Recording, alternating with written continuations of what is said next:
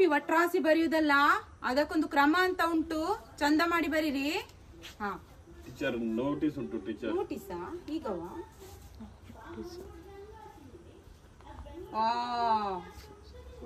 ನಿತಿನ, ರಾಕೇಶ, ಹರೀಶ ರಜೆಯಲ್ಲಿ ಕಾರ್ಬಾರ್ ಬಾರಿ ಜೋರಿತ್ತಂತೆ, ಹೌದಾ?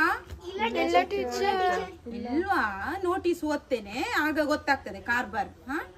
9ನೇ ತರಗತಿಯ ನಿತಿನ, ರಾಕೇಶ, ಹರೀಶ ತೆಂಗಾಳಿ ಮನೆಯ ತೋಟದಲ್ಲಿರುವ ಗೇರು ಮರಕ್ಕೆ ಕಲ್ಲು ಬಿಸಾಡಿದ್ದು, ಹೌದನಾ? ಬನ್ನಿ ಮುಂದೆ ಬನ್ನಿ, ನೋಡ ಒಬ್ಬೊಬ್ರೆ ಮುಂದೆ ಬನ್ನಿ, ಬನ್ನಿ ಬನ್ನಿ ಬನ್ನಿ. ಹೌದಾ? ಕಲ್ಲು ಬಿಸಾಡಿದ ಹೌದನಾ? ಯಾರು ಬಿಸಾಡಿದ ಮೂವರಲ್ಲಿ? ಯಾರ? ಯಾರ? ನೀನಲ್ಲ. ರಾಕೇಶ ನಿಜ ಹೇಳು, ಕೈಯಲ್ಲಿ ಎಂತ ಉಂಟು ಗೊತ್ತುಂಟಲ್ಲ, ಅಡರ್ ಕಾಣ್ತಾ ಉಂಟಲ್ಲ, ಅಡರಲ್ಲೇ ಬೀಳ್ತದೆ ಈಗ. ನಿಜ ಹೇಳು, ಕಲ್ಲು ಬಿಸಾಡಿದ ಹೌದಾ ನೀನು? ಅದು ನಾನು ಕಲ್ಲು ಹೊಡೆದದ್ದು ಹೌದು, ಆದ್ರೆ ನನ್ನ ಕೈಯಿಂದ ಹೊಡೆದಕ್ಕೆ. ನಿನ್ನ ಕೈಯಿಂದ ಪೆಟ್ಟು ಈಗ ನನ್ನ ಕೈಯಿಂದ ಬೀಳುದು ನಿಂಗೆ?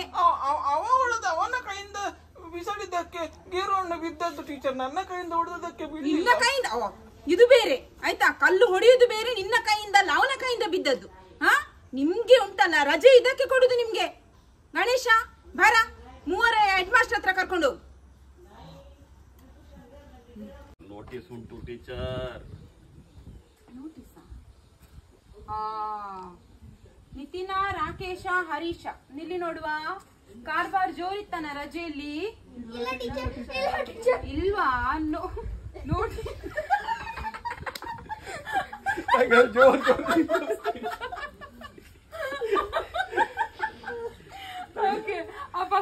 ಇಲ್ವಾ? ರಾಕೇಶ ನಿಜ ಹೇಳು, ಕೈಯಲ್ಲಿ ಆರ್ಡರ್ ಗೊತ್ತುಂಟಲ್ಲ, ನಿಜ ಹೇಳು. ಅದು ನಾನು ಕಲ್ಲು ಬಿಸಾಡಿದ್ದು ಹೌದು ಟೀಚರ್, ಆದ್ರೆ ನನ್ನ ಕೈಯಿಂದ ಹೊಡೆದಕ್ಕೆ ಬೀಜ ಬಿಡ್ಲಿಲ್ಲ ಟೀಚರ್, ಅವನ ಕೈಯಿಂದ.